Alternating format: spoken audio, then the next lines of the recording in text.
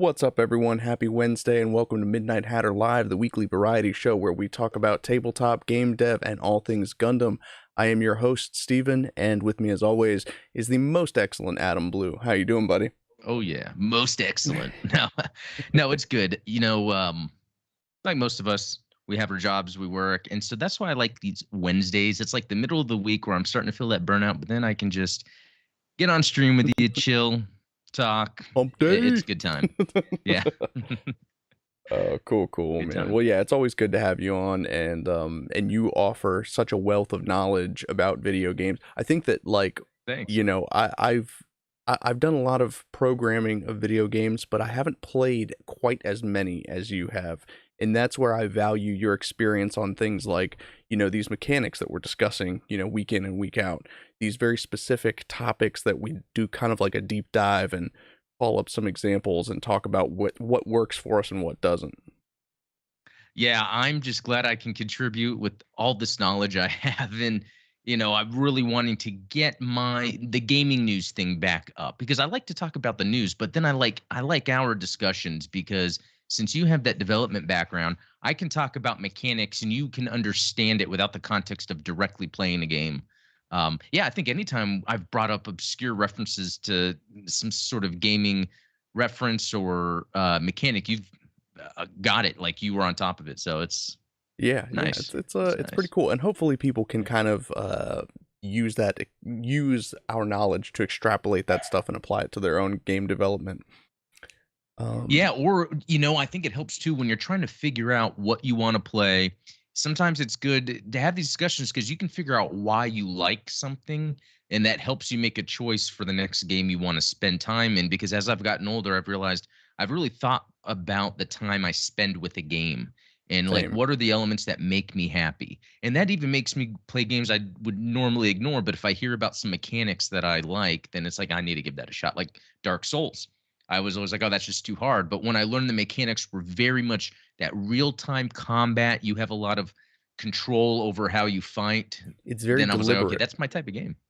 What's that? It's a very deliberate type of game. It's not the type of Yeah. game where you can go in and mash buttons. Because my wife Yeah. and And I, we're big Mortal Kombat people, and she uh, just can spank me with just button mashing, and that's why she loves it. So, oh and I'm yeah, sitting there that's trying to that's like what do combos and like, all right, down forward freeze ray, like nothing.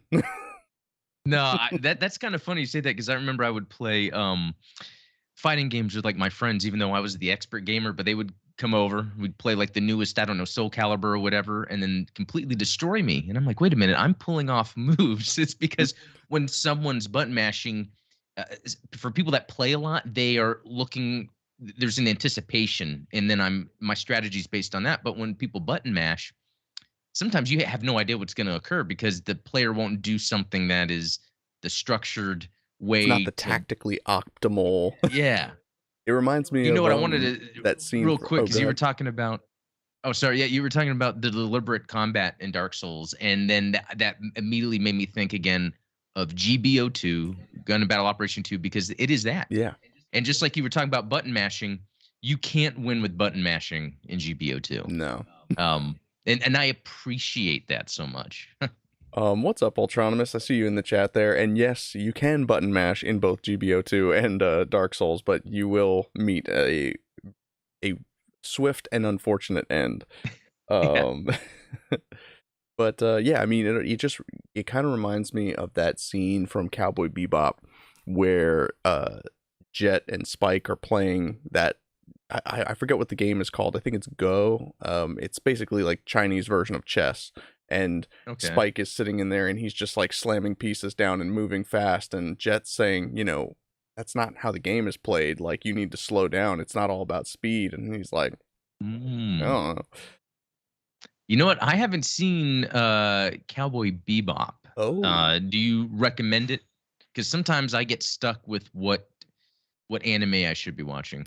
yeah, I would say Cowboy Bebop is one of those staple anime. Even if you're not like an anime person, you got to watch Okay. Bebop. And I believe it's still on Okay. Netflix now because, Yeah. they were still trying to promote it for the TV show. So, Yeah, I've been seeing it on there. Yeah.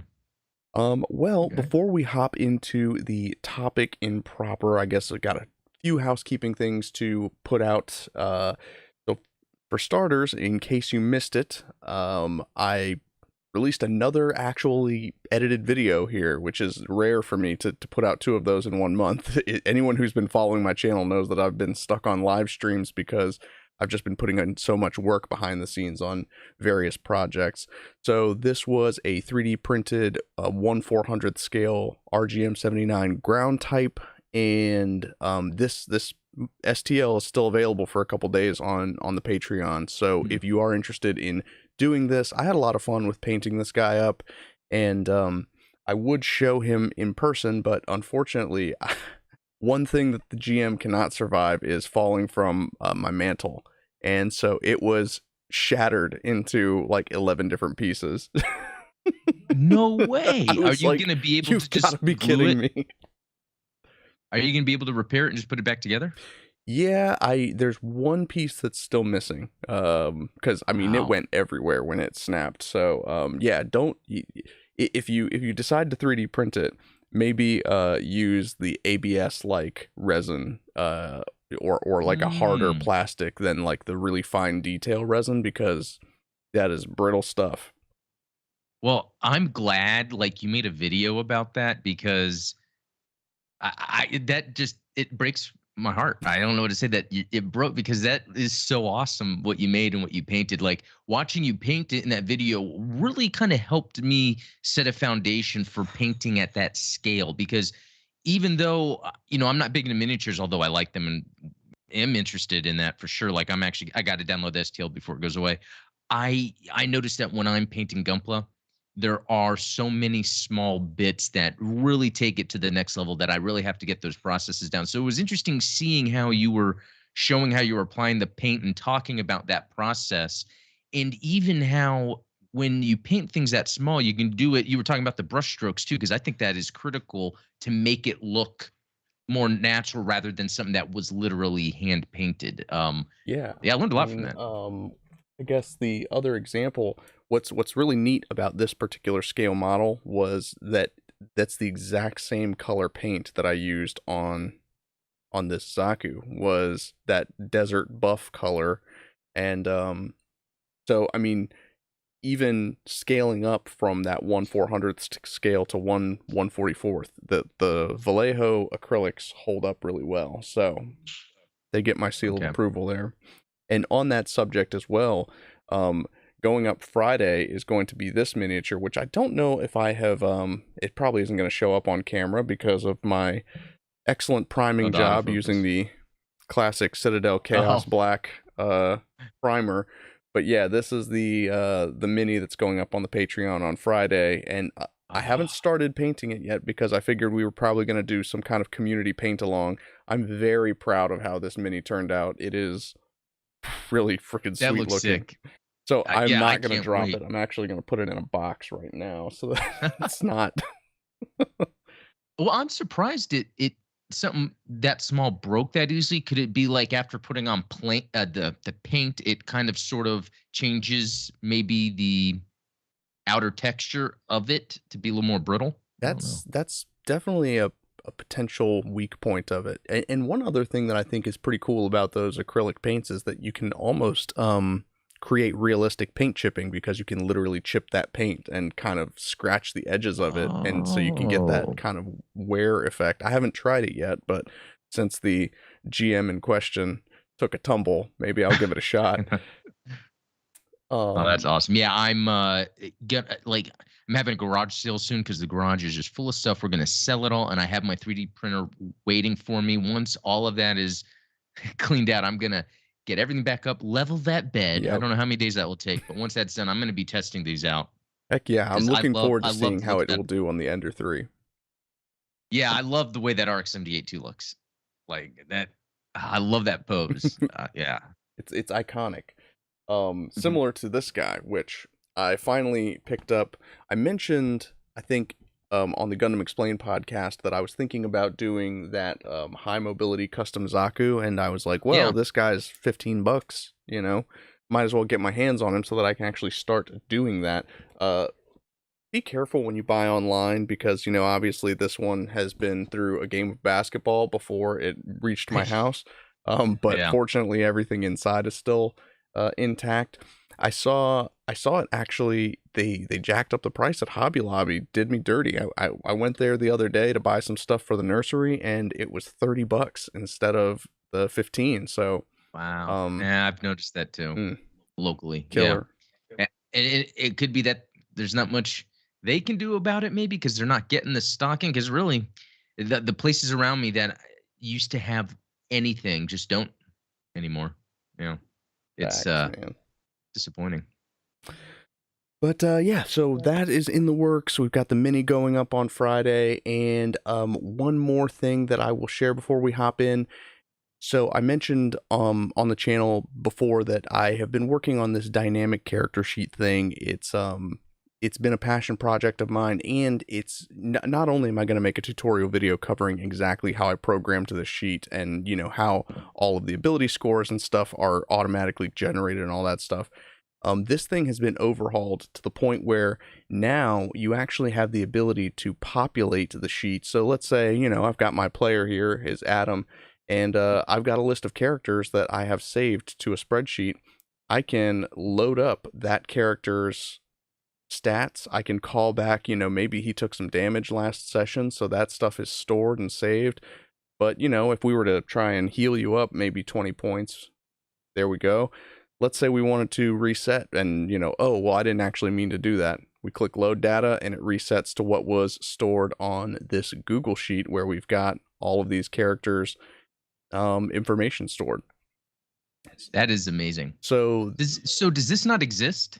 what This whole thing where you have this dynamic like online character sheet where people can go in, plug in, refer to. So there's D&D Beyond obviously is a free website that has this sort of maintenance, but obviously it's Oh, strictly related to Dungeons and Dragons, and can't yeah. be, once your data's on their server, there's not really a whole lot you can do about it.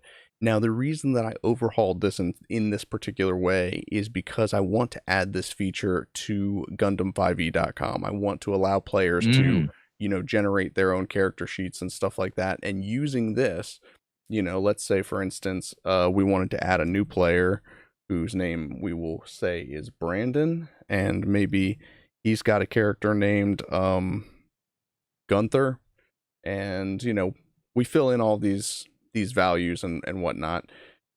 We go ahead and hit save data, and we add a row for that new Wow. player, new character, and all of their stats, and then we can call that back into the character sheet. The only thing that I have not quite figured out yet is it's supposed to, if the player already has a character named that, it's supposed to overwrite that row. And unfortunately, the way it works now, if I were to go in and say, put in my name, and from my list of created characters, we'll do Tobias, and hit save data, unfortunately, the way the script is working, it creates a new entry instead of overwriting the existing one. So that's the last thing that I need to figure out. But one of the reasons that I did it this way is because it actually gives people control of their own data. They're going to be able to plug in their own Google spreadsheet to manage all of their characters. And so that way, if anything happens to the website, if anything happens, Oh yeah. they have their own data that is stored on their own private, database. They don't have to rely on my database to be up.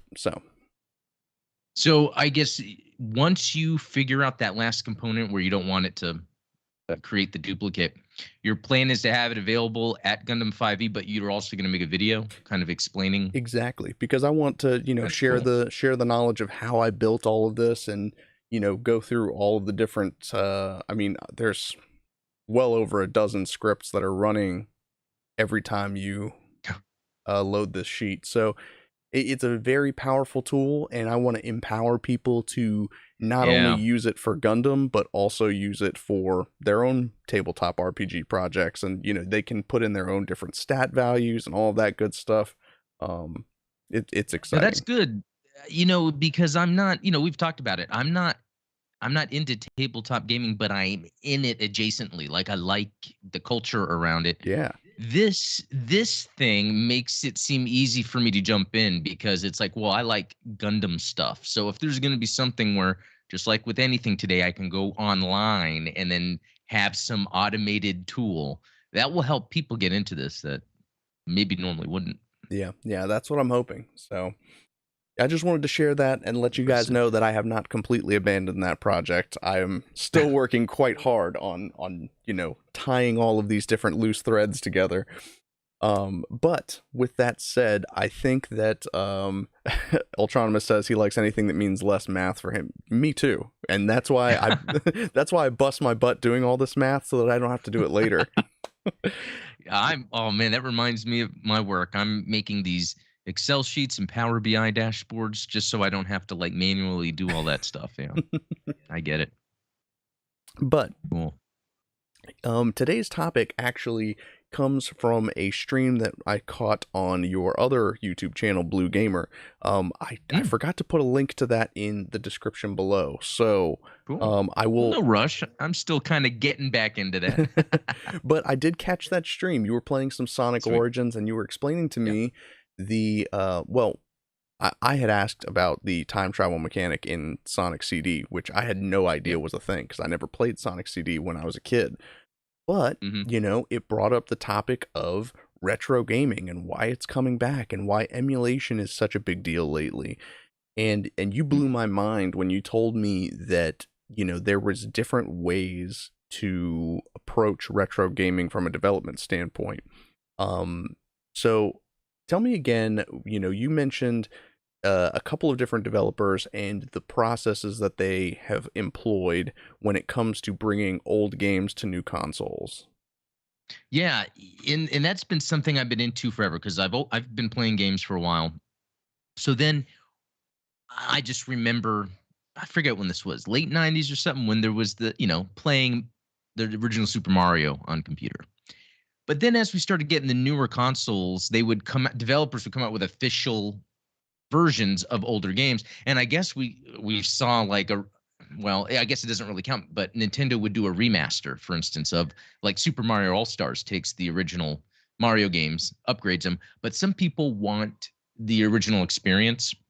And I just remember what would happen is a developer would usually, or a publisher would find some random developer and have them, remake the game. And usually there's multiple ways this is done. Sometimes it's an emulator, and that is just, I guess, so while I understand some development aspects, there's some I don't. So like the emulator, is that the game itself, and within that game is the ROM, and then they just release it that way.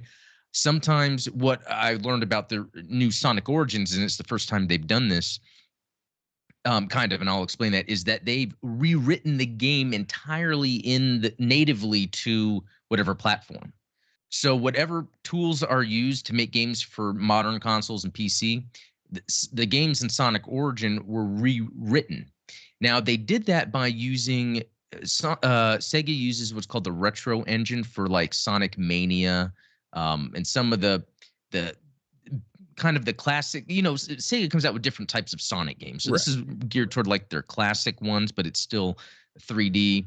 Like Generations is a good example, Sonic Generations. And so what they did was they used that retro engine, and within the retro engine, they rebuilt these games, the Sonic Origins games, and doing it where you can play them widescreen. It doesn't have that slowdown. I don't know if you remember like the Marble Zone. I forget the name of that, where as soon as you hit the fire, it's like, the dropped frames, the rings. Oh, it was terrible.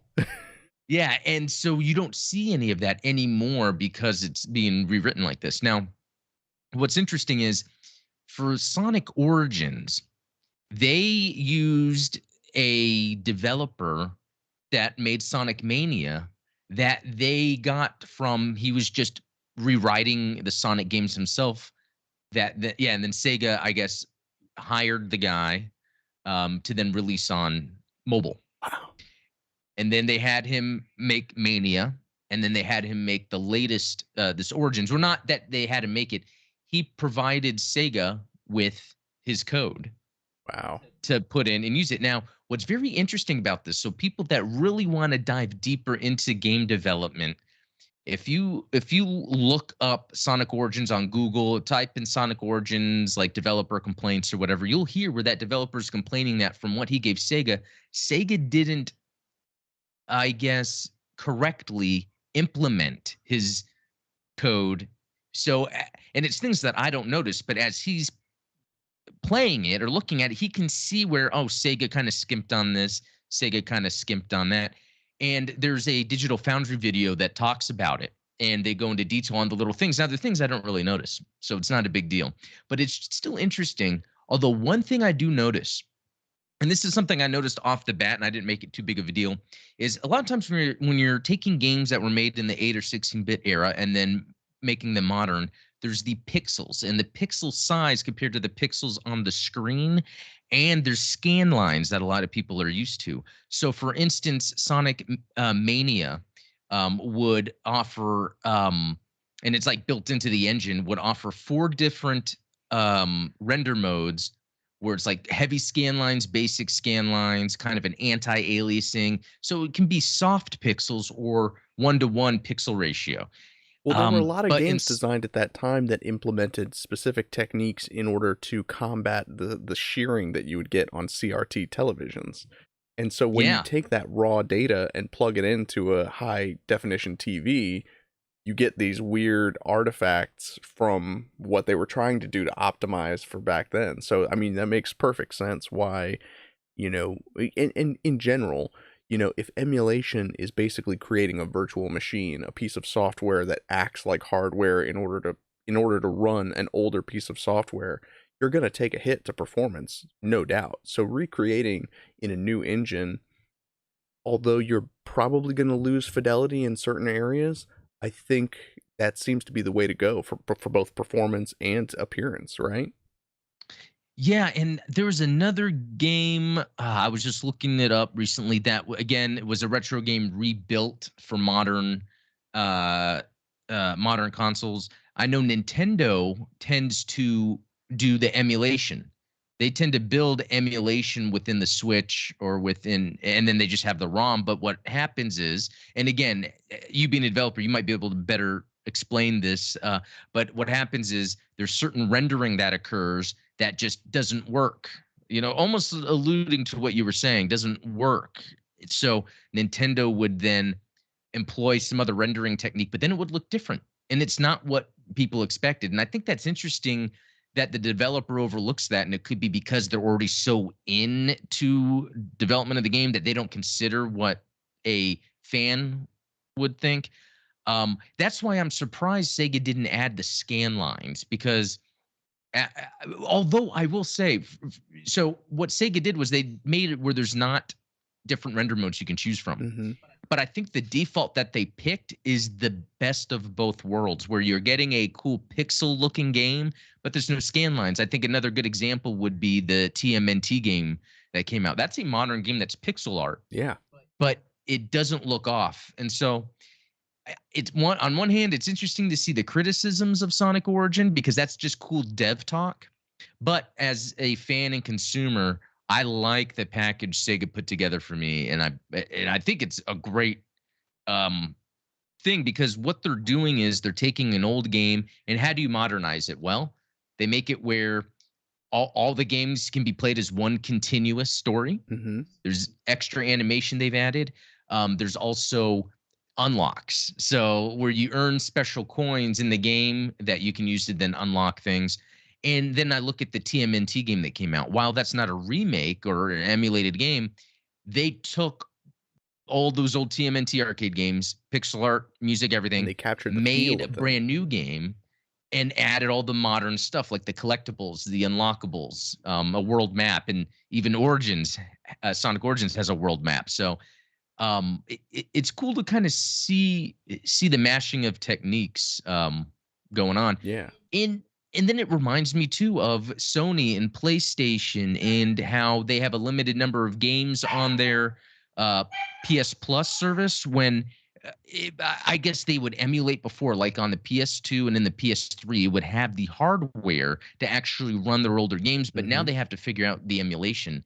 And apparently I guess the PS3 is the hardest to achieve. I've tried emulating PS3, and while it works, there's there's enough things where it's like I'd rather play this on the hardware. I'm with So, you on that. man, I just went over a bunch of different topics, so No, no, this is you great. can I pick mean, up I wherever think you want. well, first, what's up, Goose, Ian, John? Good to see you guys in Mm, chat. Hope yeah, you good all to are see doing everyone. well. I think that what you brought up is very important. Is that I think that where Sonic Origins and Sonic Mania both succeed is that they are almost crafted in order to draw in new fans of Sonic, as opposed to playing off of the nostalgia of the original games. A lot of times I think Nintendo is more, they're not necessarily trying to get new people to play um, the Super Mario on SNES, but they're trying to capture Oh, that nostalgia of the people that did play it. And same goes for like Ocarina of Time, and that's why they kept it as close to looking, you know, as the original as possible. Unfortunately, because they were trying to capitalize on that quick nostalgia payoff, what happens is, you run into those types of issues you were talking about, where they have a rendering problem that they could devote time and energy and at the end of the day money into perfecting that and getting it to look right and optimizing it for the hardware that it's going to be running on, but then it's not going to be economically viable as a port of an older game. Whereas, with Sonic Origins, Sonic Mania, because they're rebuilding the whole thing from scratch anyway, and they're building it for new players, they're not necessarily, they're not going to, what's the old saying from Jurassic Park that John Hammond says, spare no expense, right? oh, right. Yep.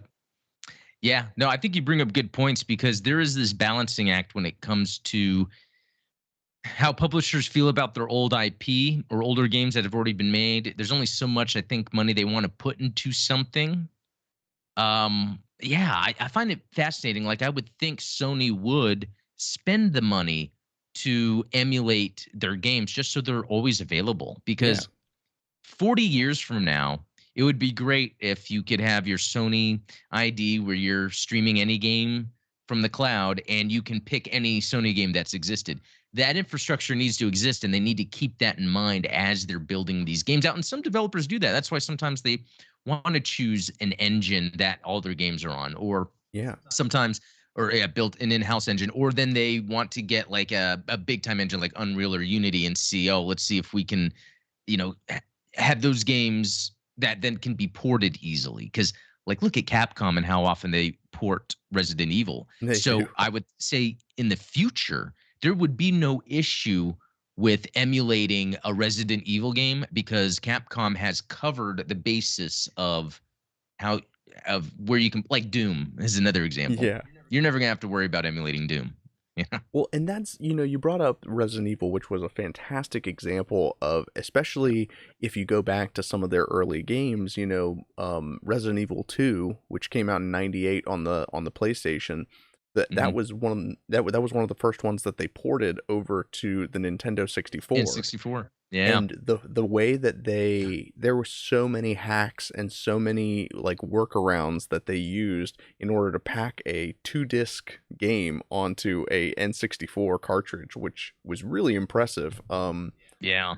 Compressing down textures, and the biggest challenge for them was actually the animated cutscenes, because That's right. PlayStation back in the day was famous for their fully animated cutscenes, and those were stored as video files, so they weren't rendered, in the same way that game data was rendered.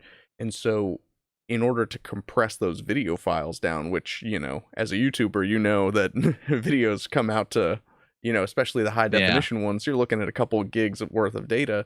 There's no way you're going Yep. to fit. I think that maybe the original Resident Evil maybe only had like 9 or 10 cutscenes, but those 9 or 10 Yeah. cutscenes ate up 90% of the cartridge. So Yeah. Yeah, that's fascinating. I love the behind the scenes about that. So I got to give it up to Capcom. They have put in the time, and I think that's smart because the more accessible your game is wherever, the more that's going to be in people's minds. mhm. So again, I think it's good how Sega went about Sonic Origins, even with its interesting development that it went through. Someone want to add real quick for those playing Sonic Origins. There was a level cut out of Sonic 2, and I forget the name of it off the top of my head, but they have it actually in this version.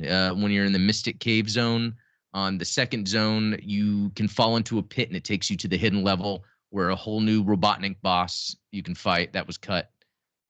So pretty cool stuff there. That is pretty awesome. And that's kind of a unique way of handling it too, is kind of recreating some of these levels in new and interesting ways for the veteran players that maybe, there's only so many times that you can speed run, a Mario or Sonic game before you kind of get bored of doing that. So it's nice to see some of those graphics and some of those aesthetics put into a new type of game. And I think that, like, the Mega Man games have been doing that a lot lately too, is recreating old styled Mega Man. Yeah, that's right. Mega Man, Castlevania did that. Unfortunately, Konami, and that was only on the Wii Virtual Console, but they did a new Gradius, a new Castlevania, and that was only on the Wii Virtual Console. They did, luckily, Capcom did the Mega Man thing. In fact, Capcom just announced the Mega Man Battle Network series will be available here soon. Yeah, so that was a huge announcement. Just more. Yeah, Capcom's good at that stuff. I think that's why it's like, I feel like they don't have many games, but the games they do have, they take care of and they treat well. And I think that's what works for them. I would agree with that. That's a very good good analysis of Capcom as a developer, as a publisher, I should say. Yeah. Is they treat their IP with respect and with love, to the best of their ability. Yeah. It's great. Now remake Legends. Yeah, there you go. Well, yeah, so while you were playing through Sonic Origins, I was drawn to this time travel mechanic from Sonic CD. Like I said, I never played it, so it was and I'm very interested in time travel mechanics in video games. A lot of video games will use time travel as an exposition or a plot element. There's a lot of games where you'll go back in time, but it's not necessarily there's no long lasting effects from what you do, or maybe there's like a quick little gimmick that you perform. I think Ocarina of Time does that kind of thing where you go back in time and plant a bean, and then when you go back into the future it turns into a plant that flies around. So there's like those kind of minor things. But what was unique about Sonic CD is that you're talking about the time travel aspect of it is one of the core mechanics of the game. Yeah, and what's cool about it, what's funny is when Sonic CD first came out, I didn't understand this time thing, this future, past, whatever. I just went through and beat the levels. Yeah. And then over time, I kind of realized what it is, and it's pretty cool because if you hit one of those, like on the picture here, it says future, or it could say past. You run past that, and then the faster you go, now this is when Back to the Future comes in, the faster you go for a certain amount of time, then you go back into the past or the future.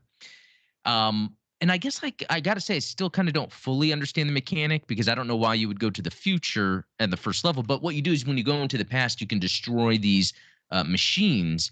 So then if you do that in both zones, by the time you beat it, it says, Sonic got the good future or something like that at the end. So it's almost like collecting the Chaos Emeralds in Sonic 1. Yeah. And by the way, Sonic CD takes place before Sonic 2 and was developed alongside Sonic 2, but Sonic CD was a Japanese developed game and Sonic 2 was an American developed game. And so what's interesting is the directions they went. Sonic CD went, well, let's change the game mechanics. No longer about the collecting the emeralds, but it's about making good futures in each level.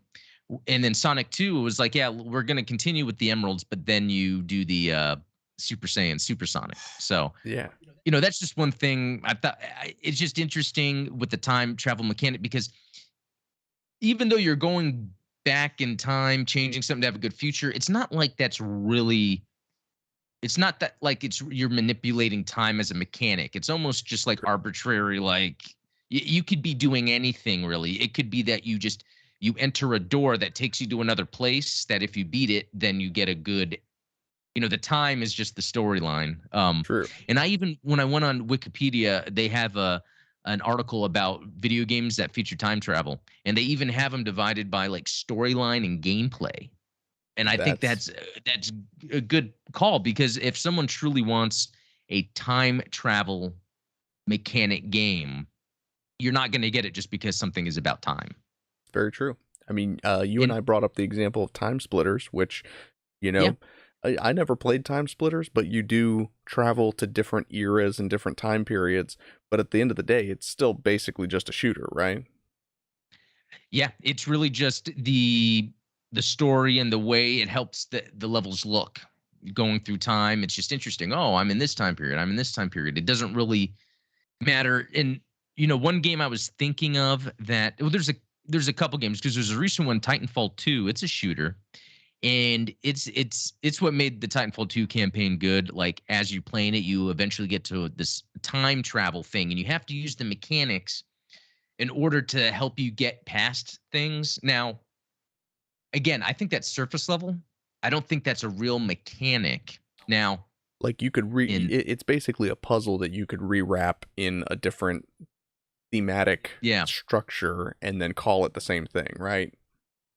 yeah, in Time Shift was a game. I think that was Xbox 360 era. I forget, but you were able to like manipulate the environment, like slow down, speed up, and I think that further gets along of time actually being a mechanic because you're actually slowing down things, which is actually pretty cool. But are there any games that you can think of that the time travel mechanic is like a real mechanic?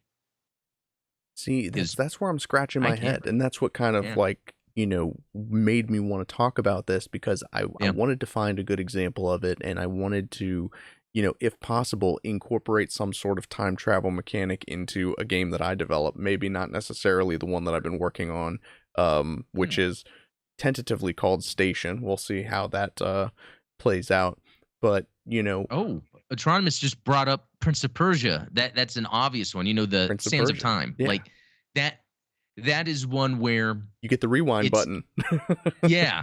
It's more closer to time actually being a mechanic, even though it's part of the story, than most games do. That's a good one. Well, and I think the Xbox game Braid, which was Oh yeah. if we're going to talk about That retro gaming, that was kind of a love letter to Super Mario, but in yeah. a way that was unique because you had that 2D style of pixel art graphics and you're basically playing a platforming game similar to Super Mario Brothers, but you have this superpower. Well, you actually have a series of superpowers, right? You have the ability to stop time, you have the ability to rewind time. Sometimes Hmm. the way that you're moving on screen will fast forward or rewind through time based on whether you're going left or right. There's a lot of fun stuff going on in that game. But, you know, to your point, regarding Sonic CD and even Prince of Persia, you can use that mechanic to undo your mistakes, maybe, and you can use it to solve puzzles. Mm. But what is it? Maybe that's where we should start. Is what are we looking for in a time travel mechanic where we really think that it can't be explained by anything else? You can't just wrap a different mechanic around it, but where time travel becomes important. Yeah, I wonder if, and this might have to be more games like Cyberpunk, maybe, and I don't play a lot of these types of games where the dialogue trees are a big deal. Because Hmm. what if you're trying to do something in a game and it requires certain characters to perceive you a certain way or certain actions to take place, and let's say you can go back in time and like set things up. Now, usually the mechanic is the puzzle is the time, rewind it forward. But what if the mechanic is you're confronted with a problem and you have to figure out when to go back maybe in your run and what things to manipulate in order to then when you're back at that point in the game it allows you to move forward. That's a um brilliant approach, I think. yeah, If you like, let's say you could only travel back in time for a fixed period, like you can only travel back in time 7 minutes. So that means you have yeah, to be at a particular place at a particular time in order to to travel back to where you need to go in order to make something happen. You know what? That brings up a good point. The way you described that, it's almost like the time travel mechanics that would work is where there's a set of rules, and these rules would be the typical rules we see in movies, like you can't see yourself or you'll create a paradox. Yeah. So what if that occurs, the game ends? Or what if you do things that mess up your run and then you just have to stop? And it's all based on and a lot of times time has to do with information that you already are aware of, right? So it would the time travel can't just simply be like the mechanic is slowing down the time, but it's like, okay, you've already been 10 minutes into this run, you're up against something you don't know what to do. When should I go back in my 10-minute run I've had? At what point can I, or do you have the option to? And then when you're doing it, you have to make sure maybe you avoid yourself, or you can't do certain things, or maybe even if you got past that part, when you go back to present, now you've done something else where like now dinosaurs are everywhere or something, like adding more to the gameplay. So, Hey, what up, Matt? Brings up Matt. Chrono Trigger, which I've Oh watched yeah. a playthrough of that game. I've never played it myself, but yes, that is a Yeah. great time travel game. And Ian brought up Singularity, which I believe Yeah. is another game where you have a time control power, correct? Yeah, it's like a power you get. That was a good one. That was a Raven game before they've got folded into like the Call of Duty stuff. Yeah, that was like the one of the last good like single player FPSs that have like interesting mechanics like that. Yeah. Now, I can't believe I forgot this example, but I think I have the example. It's not going to be the one that I show on screen because this is just a minor gimmicky mechanic. Um, this is Legend of Zelda Skyward Sword, where you Oh have the yeah. time stones and you have the ability to alter time in that way, where a fixed period is sent back into the past and there's different tricks and puzzles that you can do. But again, it's just a wrapper for a puzzle. Um, Yeah. but one game that really masters time travel, I think, is Legend of Zelda Majora's Mask, Oh yeah. which, Because you have like a 24-hour period yeah, to do and you something, brought and up then yeah. the importance of time loops because, Mhm. being able to travel back in time is only as important as the amount of information that you can collect while you're going through this time loop. And Mhm. so the fact that you have that 3-day timer where you're playing through this game and there's certain Oh, places and 3 day. certain events that you have to be at, Yeah. oh, I have to stop this guy from robbing this lady, and but everything kind of happens like clockwork. I think that if Yeah. that game were rebuilt in a modern context, one of the things that I would do is um rather than many of these things happening like clockwork, sometimes maybe they don't happen, like, or maybe I the think the actions that you commit in the past can, have a butterfly effect where, yeah. because you did one thing, this thing is never going to happen again, stuff like that. Yeah, that's a good point to bring up because it could be time traveling is traveling to a different reality. Like in the Time Machine, the movie, the more recent movie, not the old one, where It's Guy oh, I Pearce. forget that actor's name. I really like him, but Guy Pearce. Yeah. He wanted to go back in time to save his girlfriend or fiance, but like no matter what, the time made sure she died. And I've always thought that was interesting because it's almost like creating multiple realities. So to me, it's more of he's just visiting, uh, going through time. You're in a new reality then, and I would think that since there's probably infinite realities, if that's the case, most likely the outcome would be the same. You would have to try forever, nearly, to come across maybe something that's a little different, a little altered.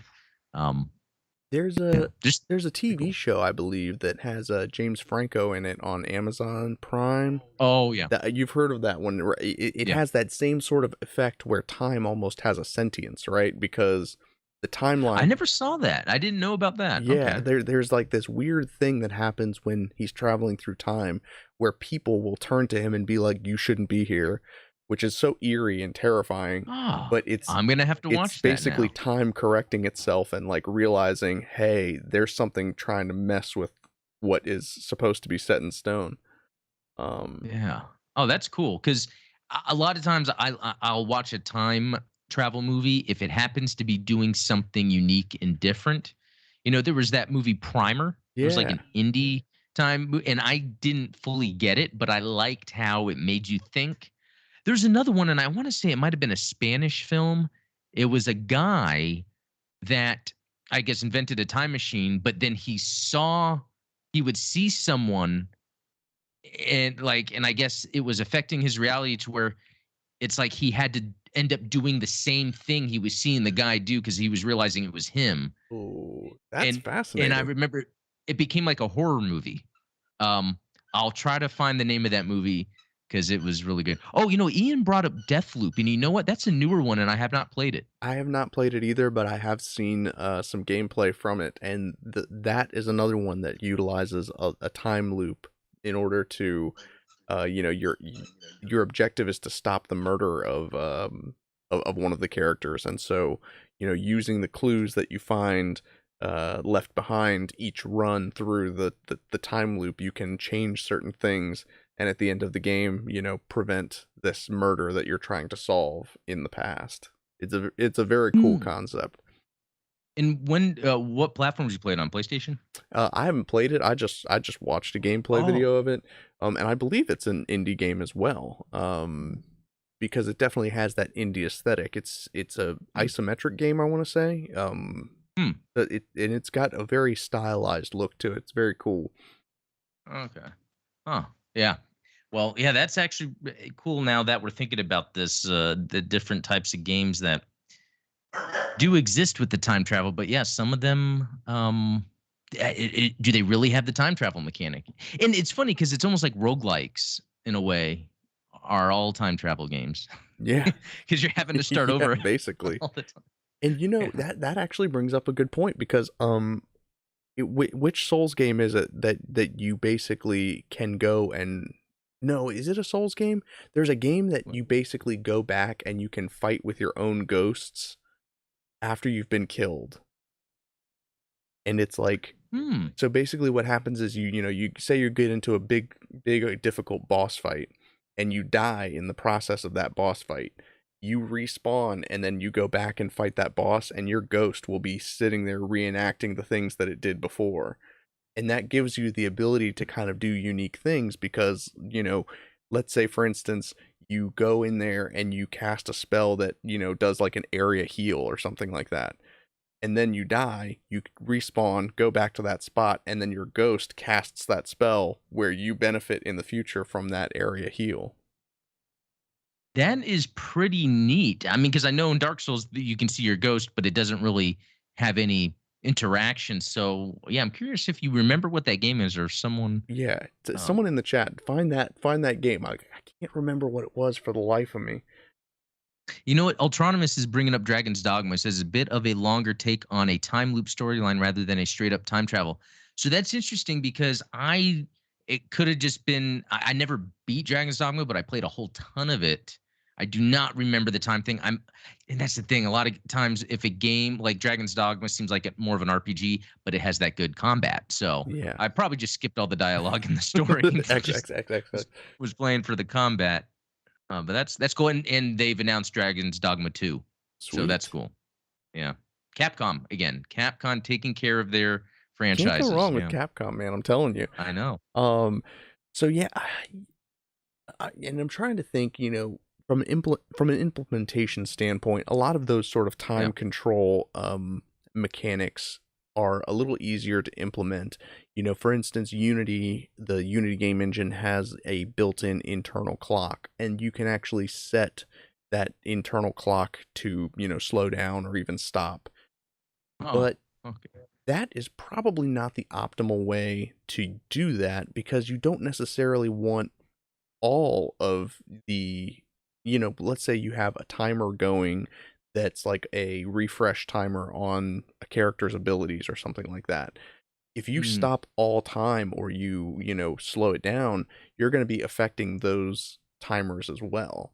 So it becomes, you know, if you wanted to slow down time, basically you would create an area of effect where every object in that particular area has their movement speed reduced by half or something like that to create Oh, that and that reminds me illusion. of the Well, the way you were developing that game where you were creating those areas like around certain things or people, and then the interactions would take place depending on that. So it's almost like you've kind of got the framework for that to be Yeah. applied to your game. Yeah, Yeah. absolutely. And really, once you have those types of triggers and those types of areas of effect, that's when you can kind of get creative with what they do and apply some of those Yeah. effects.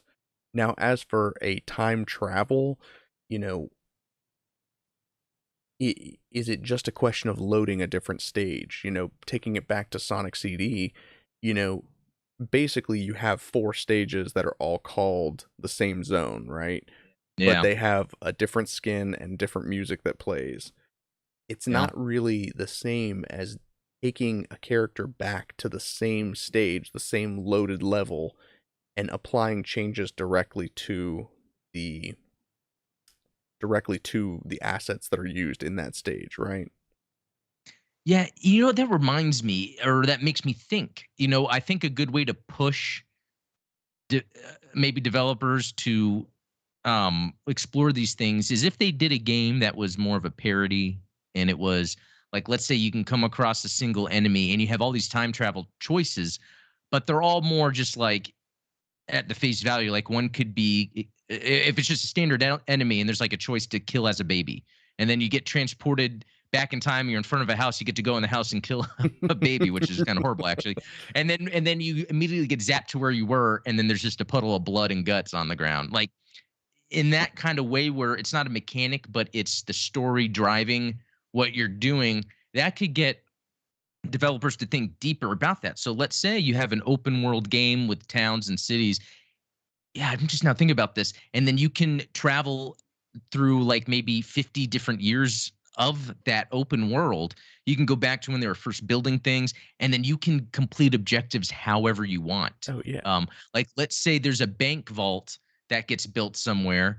You could go back in time and maybe prepare a tunnel that leads to it or something. I don't know, but No, yeah, that I mean, that that's would like be the cool. same thing as the ending to Bill and Ted's Excellent Adventure, where it's like, Oh okay, yeah. after we do our book report, I have to go back in time and steal my dad's keys, and then we'll Yeah. have them Put it in the now. drawer, dude. And then they like open it. Whoa, They're like, "Whoa, my dad's keys are here, man!" Or so, yeah, I love bro, that. you did steal your dad's keys. I love that. That's actually how it should be. I Yeah. think because a lot of times comedy kind of helps propel certain ideas, and I think if they were to do that with the time travel, because you can't take it No, seriously, no.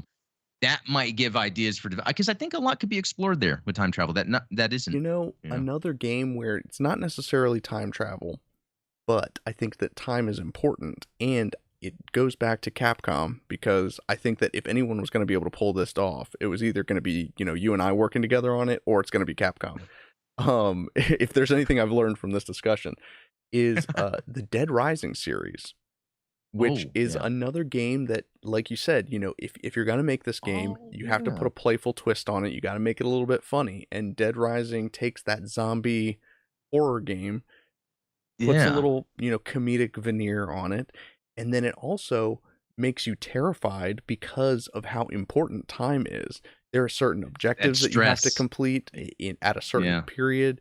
There are certain survivors that, sometimes if you save this survivor, you can't save this other one. And That is a good point you bring up because I loved that game. I still think it's even though it's fun to play the other ones, that one's like the best yeah, of them.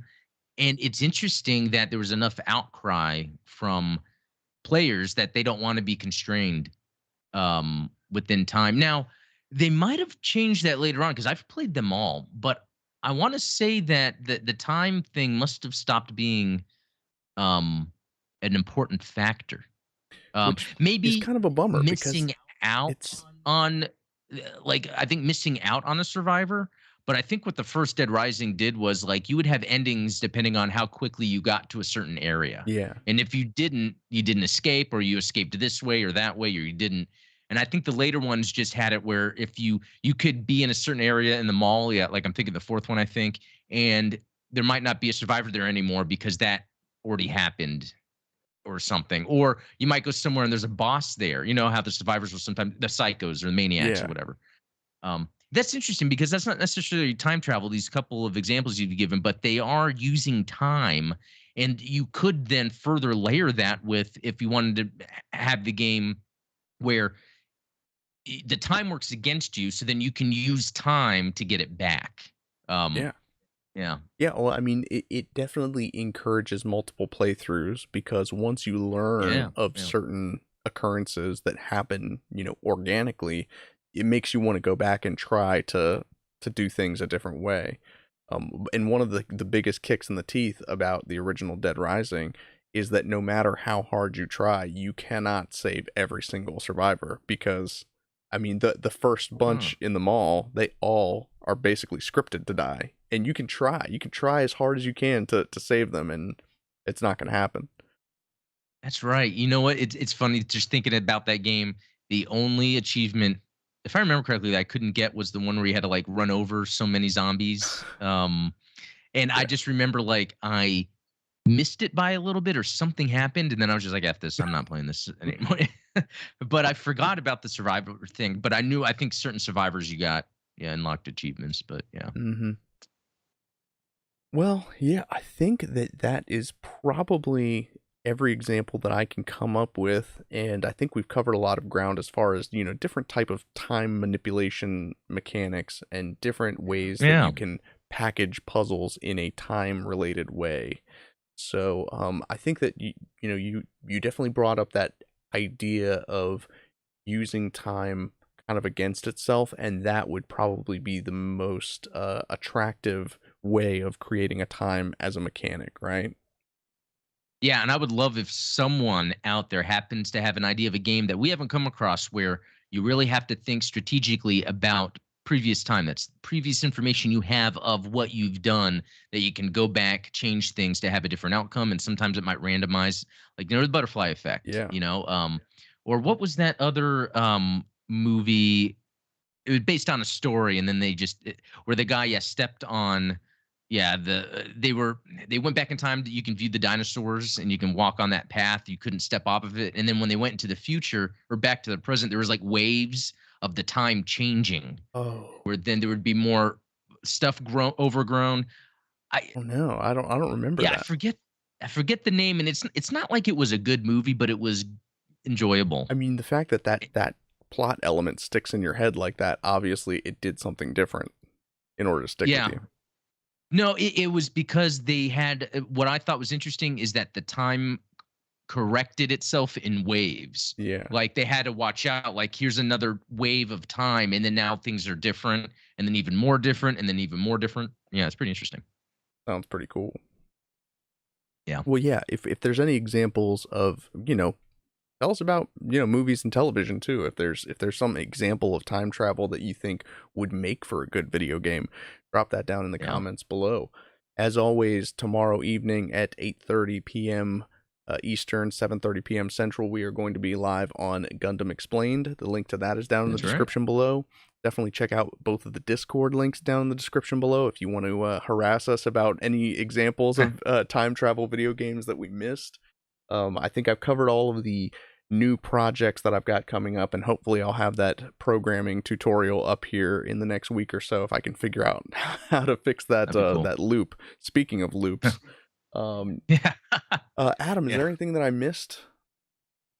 No, no, this was good discussion. And the updates you've got coming are great. Really, I can't.